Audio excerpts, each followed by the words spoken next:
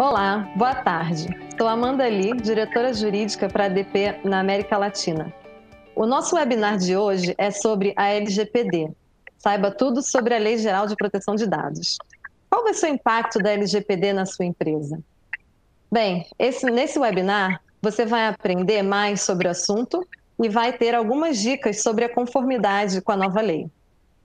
Eu gostaria de agradecer a todos vocês que estão assistindo e lembrar que vocês podem enviar suas perguntas através do nosso link de bate-papo no canto inferior direito da tela, que nós vamos responder até as 5h30 da tarde. Espero que achem o evento bem produtivo. Nós estamos aqui com os nossos especialistas no assunto e eu gostaria de dar as boas-vindas e apresentá-los. Temos conosco a Viviane Maldonado, que é especialista em proteção de dados, ex-juíza estadual do TJ de São Paulo, autora de diversos livros e artigos, fundadora da Next Law Academy, entre outras inúmeras atividades relacionadas à privacidade no Brasil e em Portugal. Conosco também temos o Renato Leite Monteiro, que é doutorando em Filosofia e Teoria Geral do Direito na USP, LLM em Technology Law pela NYU e NUS, foi Study Visitor e consultor no Departamento de Proteção de Dados do Conselho da Europa, colaborou ativamente com as discussões e redação da Lei Geral de Proteção de Dados e é fundador e diretor do Data Privacy Brasil. Obrigada, Viviane e Renato, por estarem aqui conosco hoje. Obrigada, Amanda. Temos também a presença da Cecil George, que é a Global Chief Privacy Officer da ADP. A Cecil lidera a equipe de privacidade e governança de dados da ADP desde dezembro de 2016. Sua equipe fornece consultoria e orientação operacional para todas as unidades de negócio da nossa empresa. E a Júlia Matarazzo, nossa Regional Privacy Officer para a América Latina. A Júlia Matarazzo, ela como DPO para a América Latina, é responsável por fornecer orientação sobre privacidade e operacionalizar programas de conformidade de privacidade em toda a região da América Latina. Para abrir o nosso webinar, nós vamos contar com a participação da Cecil George, que é a nossa Global Chief Privacy Officer da ADP.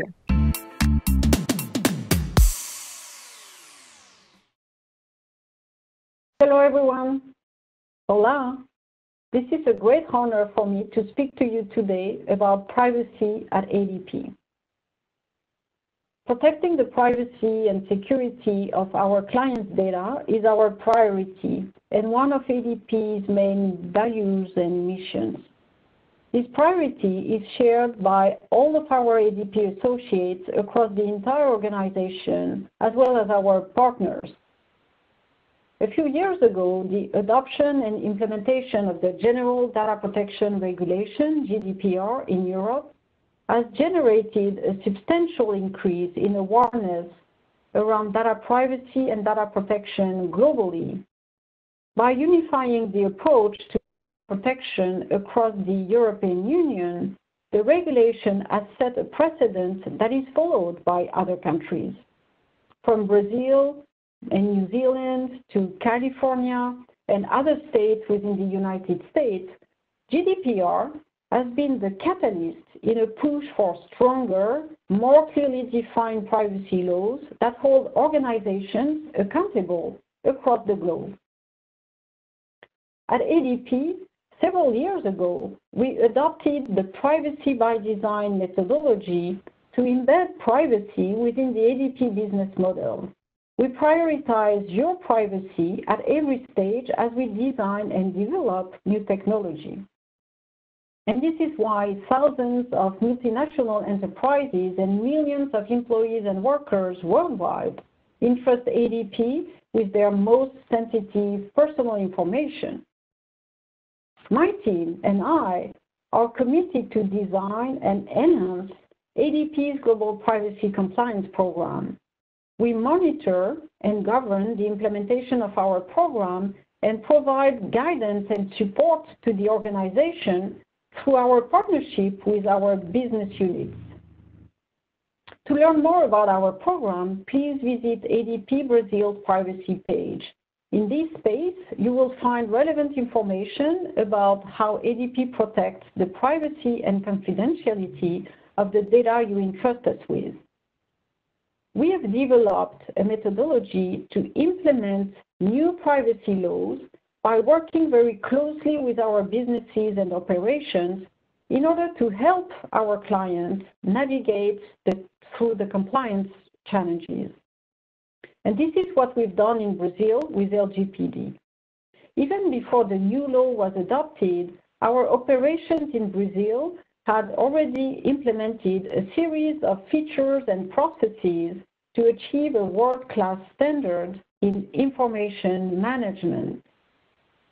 Now, you're going to hear more about LGPD and what ADP has done to accommodate its requirements and help you comply with this new law in Brazil.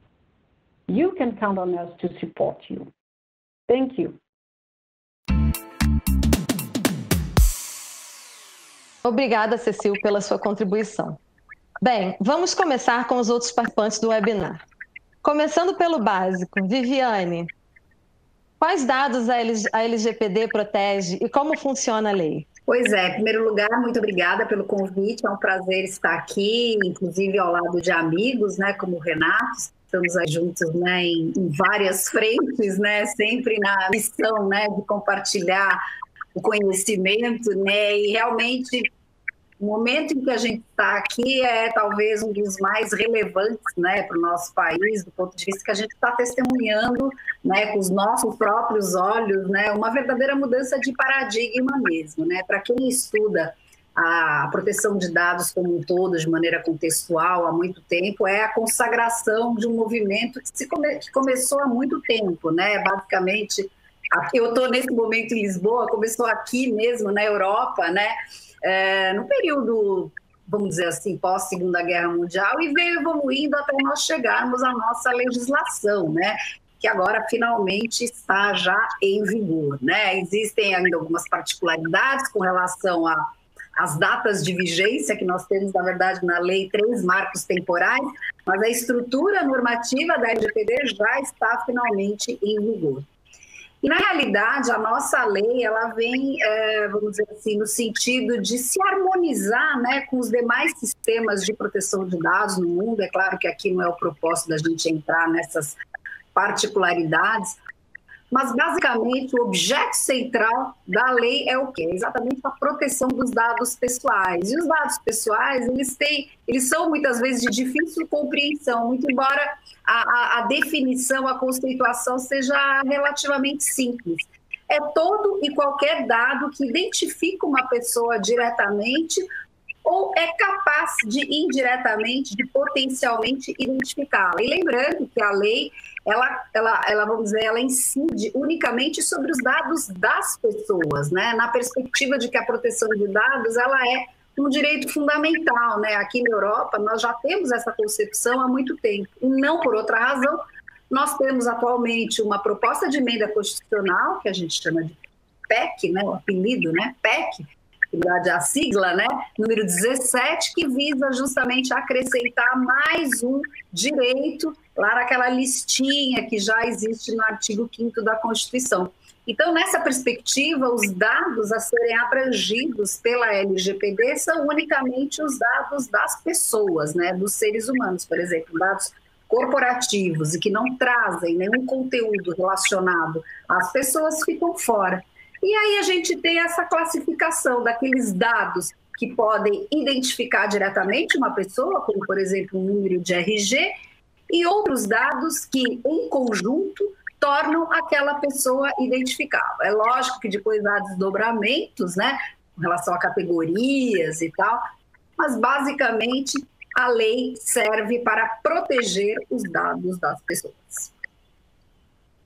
Ótimo, excelente introdução e uma capacidade de resumo bem grande, Viviane, excelente. Obrigada pela resposta.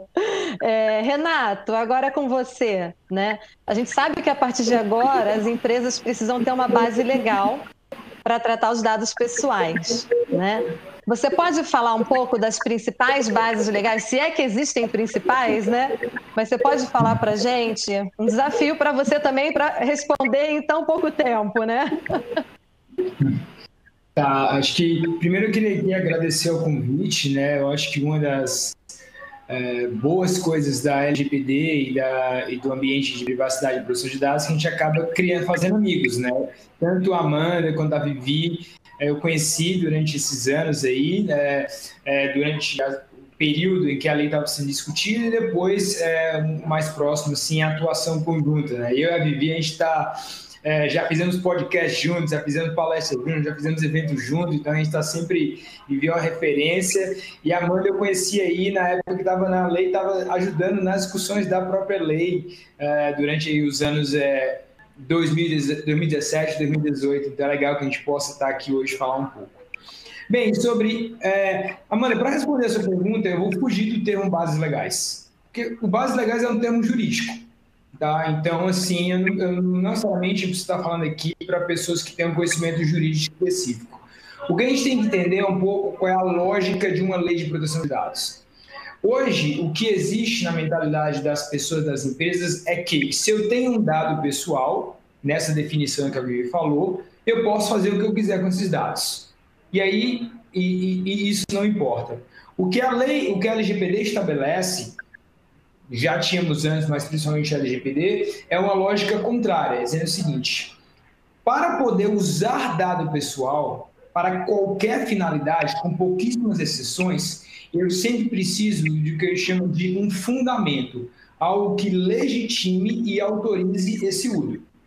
Se eu quero utilizar para finalidade de marketing, se eu quero utilizar para finalidade de RH, contratação, monitoração dos empregados, fornecimento de benefícios, se eu quero para fim de inteligência artificial, se eu quero para fim de prevenção à fraude, se é para cadastro, se é para entrar no estabelecimento, eu preciso fundamentar esse uso numa autorização que está prevista na lei. E a LGPD, ela traz uma série de autorizações, que eu acho que a gente entrar em detalhes aqui, mas tem uma que a gente escuta mais, talvez seja de conhecimento de todos, que é tal do consentimento, né? O consentimento seria aquela autorização que é dada pela própria pessoa, muitas vezes via um documento, muitas vezes uma confirmação, um ok, uma política de privacidade. Ela é dada pela própria pessoa após ela ser informada os usos que serão dados para os seus dados. Bem, o que a LGPD traz é o seguinte, olha, além da LGPD, eu tenho uma série de outras bases legais. E a única em que eu preciso pedir uma autorização prévia da pessoa é a do consentimento. Todas as demais, eu tenho instrumentos que me permitem utilizar dados pessoais sem que seja necessária essa interação direta da pessoa. Portanto, elas são um pouco mais flexíveis. E aí, nós temos um que é muito famoso, que é do legítimo interesse, mas a gente não teria tempo para entrar nos detalhes. Por exemplo, se eu tenho uma lei que determine que eu tenho que tratar dados, quando a gente está falando, por exemplo, de uma lei que determina que eu tenho que ter dados para informações sobre FGTS, sobre INSS, sobre tempo de emprego, sobre e-social, a lei que regulamenta o e-social diz todos os dados que eu preciso, inclusive questão de raça. Até algumas questões que podem ser questionadas, o e-social diz, colete tais dados. Eu coleto esses dados, então a lei, ela diz, eu tenho uma autorização legal, que a gente chama de preceito regulatório, que permite coletar, armazenar e utilizar tais dados, entre outras aqui. O que é importante entender é que, independente da base legal que eu tenho, outra coisa, eu tenho alguns princípios gerais da lei que têm que ser seguidos como questão de transparência.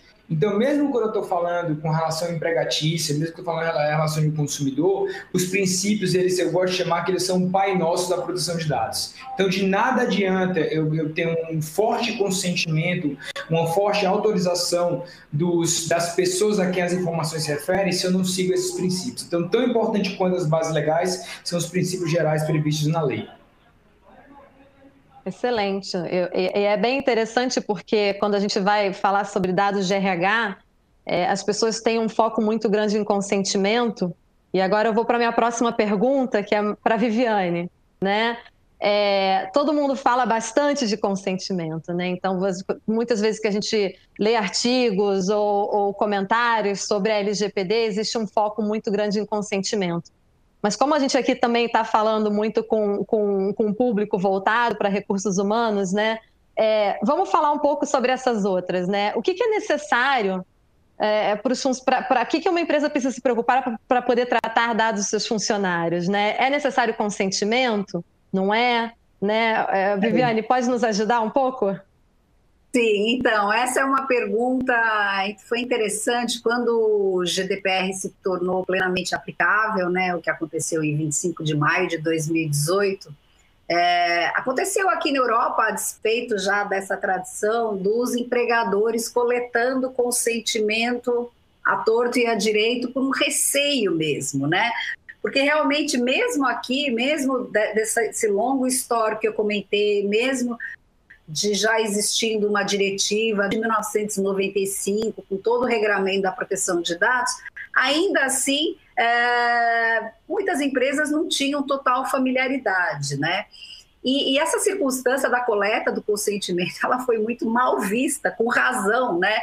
Principalmente pelas autoridades, né, europeias, né, acima de tudo, muito além do, entre aspas, julgamento, né, do ecossistema da proteção de dados, as próprias autoridades disseram, não, veja bem, né, nas relações de emprego não se justifica o consentimento, e por uma razão muito simples, Amanda. Na realidade, o consentimento, o pressuposto é que ele seja concedido por livre e espontânea vontade, por um ato voluntário do titular.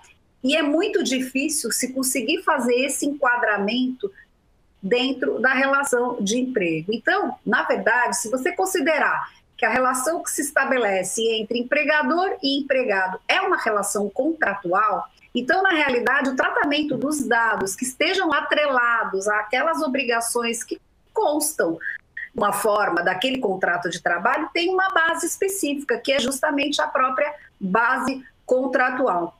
Para você ter uma ideia, aconteceu um fenômeno, né, um evento que pegou muito mal nesse aspecto, pelo seguinte: a gente sabe que hoje existem, né, inúmeras consultorias, como já existem no Brasil, né, e existem as famosas, as Big Four mesmo, né, que prestam também hoje consultoria em proteção de dados, em projetos de implementação, né. E o ano passado, o que aconteceu, né, a PwC da Grécia acabou sendo multada pela autoridade grega. A Grécia, logicamente, faz parte da União Europeia e está submetida, né, diretamente ao GDPR, porque fez o próprio enquadramento errado, né? E ao invés de alocar as relações entre os colaboradores e o empregador dela própria, não foi nem de cliente, foi da própria empresa, né? Ela colocou, no caso, o consentimento, e acabou sendo multada, foi imposta uma sanção, porque os sistemas da proteção de dados, eles presumem que qualquer violação à lei já é passível de sanção, então não precisa ter acontecido nada de muito espetacular, né? Então as pessoas muitas vezes se apegam a essa questão de incidentes, vazamentos. Não, na realidade, se você for analisar, e já deixo a dica aqui, tem um site maravilhoso que compila todas as autuações das autoridades europeias, que se chama Enforcement Tracker, e você vai ver lá, primeiro, tem penalidades de valores baixíssimos, e por questões que você fala, nossa, mas foi multado por causa disso? Foi, porque o mero enquadramento já é considerado o quê? Uma violação à legislação. Então, na realidade, o consentimento dentro da relação de emprego, ele pode, em algumas circunstâncias específicas, ser utilizado. Mas, normalmente, quando o tratamento em si não esteja, vamos dizer assim, vinculado àquela estrutura, vamos dizer assim, do objeto do contrato de trabalho. Eu vou só dar um exemplo, porque eu tenho que ser sucinta aqui, não dá para alongar muito, né? Então, a pessoa é contratada, o colaborador é contratado, ele tem os limites do objeto do contrato dele, ou seja, ele sabe qual é o âmbito de atribuição dele, o que ele deve fazer, as obrigações, seu modo de trabalhar, o seu salário, tudo isso, todos os tratamentos relacionados a isso estão inseridos na base contratual, na base legal do contrato. Aí imagine que, por exemplo, ao final do ano, a empresa resolva fazer uma festa de confraternização. Aquilo não está umbilicalmente ligado ao contrato, houvesse uma previsão expressa. E imagine que o empregador quer, por exemplo, fazer uma filmagem, as pessoas lá se abraçando, confraternizando, para depois ou colocar em redes sociais, ou para passar a fazer um filminho institucional. Veja, nesse caso é entendido majoritariamente que seria necessário um consentimento específico, porque a filmagem, obviamente, é o quê? É um tratamento. A gente sempre tem que levar em consideração não a relação em si, mas o tipo de tratamento que está sendo realizado pelo agente de tratamento, né? Então, nesse caso, seria mais adequado, vamos dizer, falando muito a grosso modo, que se obtivesse o consentimento. Mas para todas aqueles outros tratamentos ordinários, vamos dizer, aqueles que já são inerentes, o consentimento é uma base legal imprópria. Se criou, né, essa lenda, né, de que tudo precisa do consentimento. E ainda hoje a gente ouve, eu estou aqui, como eu falei, em Portugal, é contrato, mas pede também o consentimento. Não, impropriamente escolhido isso, né? Na verdade, se você tem uma base, você não precisa somar outra, né? Tecnicamente não é correto, né? Até porque o consentimento, volto a dizer, dificilmente ele seria dado de uma maneira livre e espontânea. Excelente, eu adorei seu exemplo do uso de imagem, porque isso é algo bem comum, né? Eu acho que é bem corriqueiro em várias empresas e faz parte do dia a dia e, eventualmente, as pessoas podem não estar ainda adequadas ou adaptadas à nova lei nesse sentido. Então, acho que é realmente um excelente exemplo. E um outro ponto, Viviane, que eu acho interessante também, que eu sempre comento com o pessoal de RH, que tem alguma intenção de usar consentimento, né, como a base legal para tratamento de funcionários, é a questão da revogação, né? Porque se a gente assumir que com o consentimento poderia tratar aqueles dados, o que acontece se o funcionário revoga no dia seguinte, né? Então colocaria a empresa em uma situação complicada.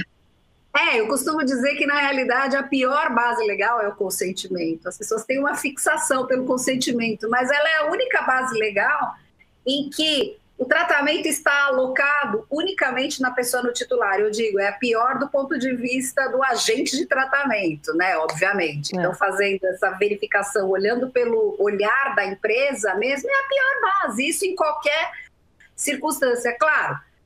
Se não tem outra, tem que ser essa mesma, né? Mas precisa ver se realmente não tem outra, porque justamente há essa pressa em colocar o consentimento, quando na realidade existem outras bases para muitos outros tratamentos que são tecnicamente mais ajustadas para a situação, né? E aí, depois que acontece justamente a revogação, não poderia existir o tratamento, o que torna mais absurda ainda a exigência desse consentimento dentro da relação que se estabelece entre empregado e empregador. Com certeza. Exato. Concordo totalmente. Excelente. Excelente ponto. Renato, vamos falar um pouco sobre dados sensíveis. Você citou o e-social. Na ADP somos extremamente familiarizados com o e-social. Faz parte das nossas atividades aqui diárias. Então, acho que é interessante falar de dados sensíveis, né? O RH e as empresas, os RHs tratam e lidam com muitos dados sensíveis, né? Quando a gente fala do volume de dados que a gente precisa enviar para o governo, você mesmo mencionou raça, existe toda a questão de benefícios, dados de saúde, enfim, dados de crianças e adolescentes, né, também. E aí, pode dar umas dicas de como tratar, como se adequar com relação ao tratamento de dados sensíveis e de crianças? Claro. Então, a LGPD ela traz um conceito de dados pessoais sensíveis que englobam questões como alguns que você mencionou, como raça, como dados de saúde, mas tem outras que podem ser consideradas um pouco mais delicadas, como orientação política, religiosa, vida sexual, filiação, posicionamento, dados genéticos, dados biométricos, né? Então, aquele ponto eletrônico que você tem que utilizar a sua biometria para poder colocar lá na plataforma, no equipamento, aquilo ali é considerado o uso de um dado sensível. E a LGPD ela não proíbe de maneira alguma o uso de dado pessoal sensível. Na verdade, o que ela traz é um sistema um pouco mais rígido para o uso desses dados. Então, voltando um pouco para o comentário inicial de bases legais, o que a LGPD traz são hipóteses específicas situações onde eu posso, sim, utilizar esses dados pessoais sensíveis. Uma delas é por meio do consentimento, mas tem outras. Para o cumprimento de uma lei, no caso do e-social, então, se eu tenho uma lei que determina que eu posso coletar e eu preciso usar dados pessoais sensíveis, eu posso com fundamento na LGPD. Para fins de política pública, eu posso fazer isso para finalidades de prevenção à fraude, para a autenticação, com uma série de balanceamentos e instrumentos jurídicos para legitimar tudo isso. E a LGPD também traz um regime específico para os dados pessoais de crianças e adolescentes. A lei ela não define o que são crianças e adolescentes, isso é necessário remeter para o Estatuto da Criança e Adolescente, então são considerados crianças aqueles jovens de até 11 anos, 11 meses e 29 dias, a partir de 12 anos seriam considerados adolescentes, e a LGPD determina que para tratar dados pessoais de criança, eu preciso do consentimento expresso, o consentimento mais forte, pode ser obtido de diversas formas, via documento, via uma plataforma, via um software, para poder tratar o consentimento dos pais ou dos responsáveis, com duas exceções. Se eu preciso dos dados pessoais para poder contactar os pais ou responsáveis, ou situações onde esses dados são necessários para garantir a segurança dessas crianças, né? Então, mas você tem uma câmera de vigilância na creche da empresa, que a empresa fornece a creche para filhos dos trabalhadores, e você pode ter uma câmera que está vigilando isso. Significa que eu posso, novamente, fazer isso sem informar aos pais? Não, você deve informar. Práticas de transparência, elas ainda permanecem. E com relação a dados de adolescente, nós temos aqui um grande imbróglio jurídico, vamos falar assim, porque a LGPD ela não traz o mesmo regime para com adolescentes, ele precisa da autorização dos pais responsáveis, ou seja, eu poderia aqui me valer de outra base legal, como a do legítimo interesse, ou então, no caso, a discussão se será que o adolescente ele mesmo poderia ou não consentir com o uso dos seus dados, mas isso poderia causar um conflito com outras leis que nós temos no Brasil, como o Código Civil, porque diz que só quem pode consentir com algo, uma obrigação jurídica, como a gente chama, seriam aquelas pessoas com capacidade jurídica, traduzindo aqui, o Código Civil, aqueles acima de 18 anos de idade ou 16 tiverem, por decisão judicial, tiverem sido antecipados a sua capacidade civil. Então, nós temos essa discussão, será necessário que a Autoridade Nacional de Proteção de Dados venha a tratar sobre esse tema, mas nós temos, no geral, aqui, para dados de crianças e dados sensíveis, um regime jurídico mais rígido, mas que não proíbe o seu uso. Ótimo, excelente. Ótima resposta, Renato. Obrigada. E vamos, então, para uma pergunta um pouco mais prática, Viviane, sobre o plano de adequação, né? Obviamente é um plano extremamente complexo, mas se você pudesse dar algumas dicas, né, principais para os RHs, por onde eles deveriam começar, se já não começaram, né? Por onde deveriam começar, as principais preocupações?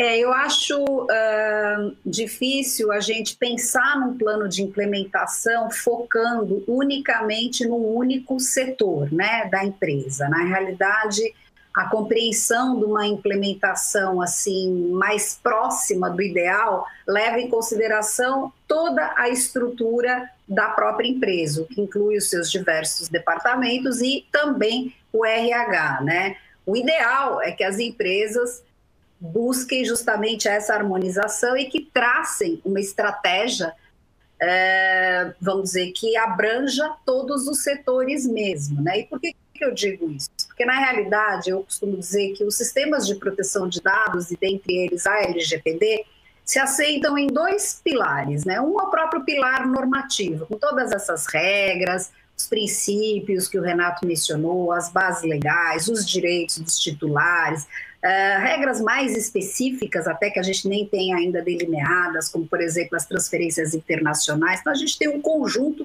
normativo bem, assim, vamos dizer, robusto. E ao lado desse conjunto normativo robusto, nós temos a parte da segurança da informação, porque não adianta nada você seguir todas aquelas regras e os seus dados estarem completamente desprotegidos, né? Então, eu pelo menos enxergo os sistemas de proteção de dados, e eu falo sistemas porque é muito mais do que uma lei, né? Porque a gente faz toda uma integração, inclusive com outros diplomas, né? Dentro do nosso ordenamento jurídico, a gente tem que olhar para o lado da segurança da informação. E você nunca conseguiria atingir uma segurança razoável, adequada, se você isolasse os dados e tratasse daqueles dados apenas dentro de um departamento, porque os dados que estão no RH possivelmente estarão em outros departamentos também, a outro título, né? Então, por exemplo, a depender do desenho da própria empresa, ela terá, por exemplo, uma folha de pagamento que não fica no RH, que fica fora do RH. Então, na realidade, na minha visão, é difícil se olhar e se pensar num projeto exclusivo para a área de recursos humanos, né? O mundo ideal, respondendo agora, e já faço aqui também uma observação, né? As empresas muitas vezes ficam preocupadas, falam como é que eu vou atingir aquela coisa perfeita. E eu falo que, pelo menos na minha visão, o projeto de implementação não é que nem uma corrida de Fórmula 1, que tem aquela bandeirinha lá no final. É um projeto contínuo de melhoria, né? Então, primeiro ponto, tem que começar. Tem que começar porque se houver qualquer tipo de problema, é melhor você já estar fazendo algo, você ter algo a dizer, do que não ter feito nada. E, na realidade, a gente sabe que a nossa lei ainda precisará ser olhada em muitas coisas, mas isso também não é razão para se cruzar os braços, né? Então, primeiro ponto, o projeto de implementação é um modelo de melhoria permanente, né? Que, claro, tem que seguir uma estratégia, é um projeto, né? Como já diz o nome, né? Presume-se que exista começo, meio e fim. Mas ainda que você não consiga fazer tudo da maneira ideal, recomenda-se que se faça, né? E aí você terá que, de alguma maneira, olhar para o universo da organização, né? E aí traçar toda a estratégia com base nas características específicas daquele agente de tratamento sobre o qual nós estamos falando, ou seja, sobre a empresa, né? Seja ela pública, seja ela privada. A gente está falando mais aqui no ambiente privado, mas pouco importa. Então, na verdade, tem que olhar de uma maneira, vamos dizer assim, ampla e horizontal, e também vertical, porque ela percorre toda essa questão da proteção, percorre todas as alocações das pessoas, seja de lá do topo até na última linha, vamos dizer assim, né? E aí, é claro, existem as tarefas, né, específicas, inerentes, né, ao projeto de implementação. Você tem que fazer um levantamento inicial, entender como é que a empresa funciona, porque um dos grandes problemas é justamente esse. Quando você começa o projeto de implementação, você vai verificar que existem diversas bases de dados distintas, né? Ou seja, em alguns departamentos estão armazenadas de uma maneira, em outros departamentos de outra. As próprias pessoas não sabem identificar. Então, o ideal é que seja feita uma harmonização. Eu falo que é um pouco aquele conhece-te a ti mesmo. Então, também o próprio gestor ele tem que ter essa autopercepção e tentar fazer vamos dizer assim, uma análise geral, né, de todo esse universo de dados, né? É o que a gente chama, né, muito rudimentarmente, de mapeamento mesmo, que é esse diagnóstico inicial, de ver tudo que existe e tal. E aí, a partir dali, é lógico, claro que depende das características da organização, você vai construir esse plano que vai levar em consideração esses dois pontos. A obediência, vamos dizer assim, aos preceitos legais, a implementação de controles específicos para garantirem a segurança. Agora, de uma maneira mais antecedente que isso, eu costumo dizer também o seguinte, né, que se não houver a atenção de todos os colaboradores, se não houver a educação, se não houver o conhecimento, não adianta nada você fazer um maravilhoso projeto, gastar rios de dinheiro. Por quê? Porque eu digo que o CNPJ é uma abstração. Quem vai lidar com os dados no dia a dia são as pessoas, né? Somos nós, né? De carne e osso, que não sabemos que não devemos compartilhar coisas, ou que deixamos nossas máquinas abertas, ou que promovemos modificações equivocadas. Então, na realidade, é muito importante essa conscientização. E o ideal também é que ela venha, vamos dizer assim, patrocinada, né, pelo gestor, nesse formato top-down, né, porque aí é a maneira também de quem está acima dar o exemplo para quem está, vamos dizer assim, nas camadas inferiores dentro da estrutura organizacional. Então, o projeto não tem uma receita, né? Ele tem que ser construído para cada empresa, e na minha visão, não é o ideal olhar-se apenas para os recursos humanos, né? O ideal é fazer esse traçado em harmonização com todos os departamentos da empresa. Excelente, Viviane. A questão da autoanálise é ótima, né? Fico aqui pensando, daqui a pouco vão desenvolver algumas teorias freudianas em conexão à adequação LGPD, porque eu acho que a questão do autoconhecimento, a empresa, né, conhecendo, assim, porque no momento em que você começa a fazer esse mapeamento, realmente você descobre que existem dados pessoais em fluxos ou em lugares que você nem imaginava, né? Pelo menos mas na ADP essa tem sido a nossa experiência. Isso, porque as empresas estão, muitas delas, em estado de negação, né? Então, na verdade, tem que ter essa superação, sair da negação e começar a fazer, né? Então, a psicologia entra também. Com certeza, com certeza. E um outro ponto que você comentou que eu acho bem relevante é a questão da mudança cultural, né? E eu entendo que o RH tem um papel crucial aí, né? Então, não só na parte de adequação e olhar os dados que de repente são tratados dentro do departamento e, obviamente, como você mesmo falou, dentro de todo o escopo de um projeto multidisciplinar da empresa, mas também a mudança cultural, que são a criação de certas políticas, né?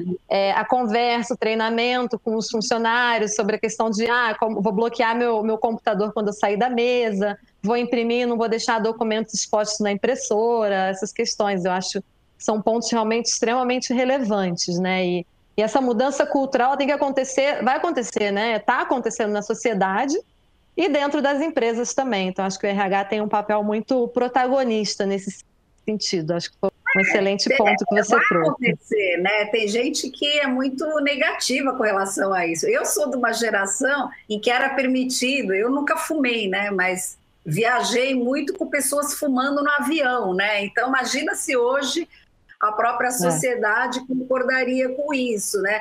Antigamente não era obrigatório usar o cinto de segurança, porque você usava para não ser multado, né? E hoje, se alguém falar para você sair para uma estrada sem cinto de segurança, você não quer. Então, na realidade, a sociedade vai evoluindo, né, em termos da sua consciência, e vai acontecer a mesma coisa, né? Pode ser difícil por um tempo, mas depois esses conceitos acabam sendo introjetados, né? Pelo menos é a minha visão. Com certeza, concordo totalmente.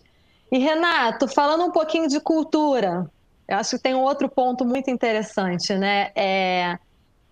As empresas, do ponto de vista de dados de funcionários, elas sempre tiveram uma cultura muito forte de guardar o maior volume de dados possível, né? Para uma eventual demanda trabalhista, para uma eventual auditoria de um órgão governamental. E agora? Né? Agora a gente está falando para todo mundo, vamos deletar os dados, né? Vamos tratar o mínimo de dados possíveis. Como fica isso? Como que fica essa relação? Legal. Eu acho que essa sua pergunta ela remete a um ponto de que, assim, com a LGPD, agora, todas as vezes que eu for usar um dado, e eu estou utilizando o termo usar, mas o termo correto seria tratamento, né? Tratamento é tudo que você vai fazer com um dado pessoal, né? O armazenamento é um tratamento, o backup é um tratamento, né?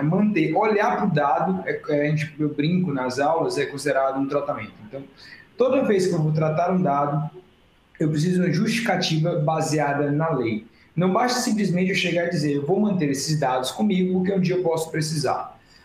Então, isso vai muito para as empresas, mesmo se forem dados de colaboradores ou qualquer outro tipo de dado, elas vão ter que ter uma justificativa plausível, fundamentada em uma das bases legais, novamente voltando aqui ao conceito de bases legais, para poder manter esses dados.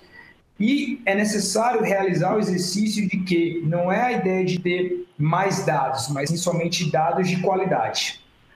volta aos princípios da necessidade, ele determina que eu só posso tratar, ou seja, usar, armazenar, manter em backup os dados que são realmente necessários para determinadas finalidades. E aí, pegando o exemplo que você mencionou, mas talvez eu precise de determinados dados para poder me proteger perante a reclamação trabalhista. Realmente, talvez pode. Mas lembrando que reclamações trabalhistas, os colaboradores eles têm um prazo para poder entrar com essas demandas trabalhistas. Eu tenho de 2 anos, a maioria das demandas trabalhistas, 2 anos com relação aos últimos 5 anos.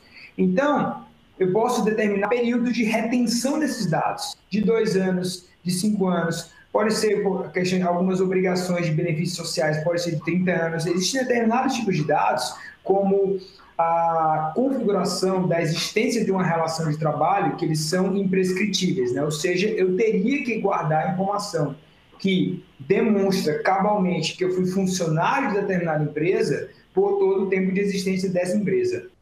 Mas não é simplesmente guardar tudo que eu fizer. Então, as áreas de TI e as áreas de segurança da informação, elas têm nos seus processos de adequação e conformidade, como foram mencionados aqui pela Vivi, tem que levar isso em consideração. Eu só posso manter aqueles dados que eu tiver uma real justificativa de por que eu preciso manter esses dados, e essa real justificativa não é somente tirada da minha cabeça, tem que ser fundamentada na legislação. Tá ótimo. Renato, mais uma, vou continuar com você um pouquinho. E o que os RHs têm que se preocupar com relação a fornecedores terceirizados? Por exemplo, legal. Fornecedor de folha, como é a ADP, de benefícios, Quais são os pontos de atenção? Legal. Então, a LGPD, ela estabelece um regime de responsabilidade que fala basicamente o seguinte: não basta eu ser bom, não basta eu estar todo adequado, respeitando a legislação em conformidade, se os meus parceiros comerciais ou as entidades para as quais que prestam serviço para mim ou para as quais eu presto serviço e com as quais eu compartilho dados não estão. E se eu eventualmente compartilho dados com essas empresas, eu posso ser responsabilizado se essa empresa, se esse meu parceiro comercial lidar de forma inadequada com esses dados. O termo jurídico seria responsabilidade solidária, eu gosto de chamar de responsabilidade em conjunto. O termo que eu gosto de utilizar é a lei segue o dado. Por onde o dado passar, a lei vai se aplicar. E se eu não cuido disso, eu posso ser responsabilizado. Então, como é que eu eventualmente cuido disso? Então, do mesmo jeito que hoje é necessário você ter alguns tipos de diligências, por exemplo, anticorrupção. Eu tenho todo um processo de diligência quando eu vou contratar uma empresa para verificar se ela está em conformidade com as regras de anticorrupção, brasileiras ou estrangeiras. Agora, eu tenho que ter uma diligência para verificar se essa empresa também está adequada com relação às regras de proteção de dados e de segurança da informação. Então, tem uma série de metodologias e de instrumentos jurídicos que a LGPD estabelece e que as melhores práticas estabelecem para eu poder realizar essa verificação. O takeaway aqui é: não contrate qualquer empresa, qualquer fornecedor de serviço sem antes realizar todas as verificações, senão eu posso ser responsabilizado por tudo isso. Tá ótimo. Excelente. Obrigada, Renato. Desculpa aí por esse hard stop aí, contem comigo, tá? Qualquer coisa que precisarem. Novamente aí agradeço o convite, tá? Amanda, Vivi, o pessoal da ADP, tá? Tá sendo muito legal, eu sei que o conteúdo será muito rico e útil para todo mundo que assistir. Tá ótimo, Renato. Obrigada pela participação. Prazer ter você aqui. Tchauzinho, pessoal. Até mais. Tchau, tchau. Okay, so at this point, I would like to invite Julia Matarazzo to our conversation, as I believe it's very interesting to discuss on some topics about governance. So Julia, tell us about the governance model we have at ADP to demonstrate privacy compliance in our organization. We've created a Privacy Leadership Council. The council is chaired by our Chief Privacy Officer and comprised of our privacy team, legal, and compliance professionals. We've also embedded privacy stewards in our business functions as part of our leadership council. This has been a success for us as we've been able to embed these leaders, senior leaders, to really help message the privacy arm and extend privacy compliance into their business. Their primary responsibility is to ensure that the personal information is adhered to in their business according to our global privacy policy and standards. Again, we've embedded one privacy steward in each of our business units and functional teams. Excellent, Julia. Great work. So what's ADP's strategy for implementing new privacy laws? So we've leveraged what we know during our general data protection regulations. So for GDPR, we've developed a methodology that we're now leveraging for the LGPD. And the requirements just state that we assess the requirements of the law, we educate our teams, we distill those requirements, and we work with the business in order to help them understand what needs to be done. So this is a gap analysis to really assess where there's potential areas of improvement in the business, and working with those teams and leveraging some systems. We create a work stream for the records of processing activity. And that's key for R37 to have a documented process of all of your processing activities, from ingestion of your data to deletion. Data handling is another work stream as well, making sure that you're handling data in accordance to your client instructions. Third-party management, third-party vendors, documenting all your vendors. Also, having the document of all of your sub-processors is critical. Working with your security partners and making sure that your security practices are up to standard. And then the most important is the governance and accountability. So creating action plans will require you then to test your compliance going forward. And the accountability model and creating your governance, as I mentioned previously, is critical to that as well. Based on your experience with the implementation of GDPR, what are the best practices for implementing LGPD? So our implementation for LGPD, some of our best practices are really assessing the requirements of the law and working with the teams in order to help them assess what needs to be done in their business. So a key factor is getting some of the stakeholders like human resources, IT, the security teams, and all of your business partners, and of course, sales and marketing, since that's key to the messaging as well, and your client-facing associates, and really working with these teams in order to develop action plans to then implement into the business. A key success has been to get their involvement from the beginning so that they're working with us and their own teams in order to implement these specific plans into their business. Once these plans are developed, these action items that are specific to the requirements of the law, we'll need to test for compliance. So having documentation is also important. Creating standard operating procedures or guidelines, specific information that's going to help them attest and document their practices. So that the third component, when you test the accountability and create your governance model, you'll be able to sustain this ongoing. So when you have new records of processing activities, for example, that'll need to be sustained in your documentation so that whether it's automated or whether it's manual, these things will be part of your governance model going forward, and testing for accountability. That's important, as we know sanctions will be applied in August of next year, 2021. A gente também já está encerrando aqui. Eu queria agradecer a participação da Viviane, da Júlia e do Renato novamente. Thank you, Amanda. It was a pleasure to be here with you today. ADP is fully committed to meeting the requirements of the LGPD and assisting our customers with their compliance obligations. Thank you again. Um prazer ter vocês aqui. Acho que o debate foi extremamente produtivo. Espero que todos os nossos ouvintes tenham tirado algum proveito. Obrigada.